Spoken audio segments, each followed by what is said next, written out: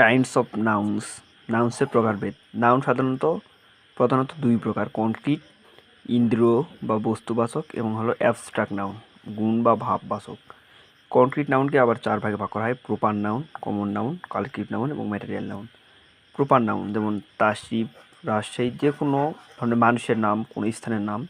Common noun হলো students, city, অর্থাৎ এই নাম যেমন অনেকগুলো নাম, স্টুডেন্টস মানে অনেকগুলো ছাত্রছাত্রীকে বোঝায়, সিটি মানে শুধু একটি রাজশাহীকে নয়, অনেকগুলো শহরকে নামই বোঝায়। Collective noun army. Material noun যেগুলোর থেকে অন্য কিছু জিনিস তৈরি হয়, ম্যাটেরিয়াল বস্তু, যেমন উড মানে কাঠ থেকে অনেক কিছু চেয়ার টেবিল এগুলো তৈরি হয়। গোল্ড, আয়রন, যেমন গোল্ড থেকে নেকলেস তৈরি হয়। এবং অ্যাবস্ট্রাক্ট নাউন যেগুলো গুণ বা ভাব বোঝাবে, যেমন ইমোশনস, আইডিয়াস। এছাড়াও রয়েছে বিলিভস, কনসেপ্টস।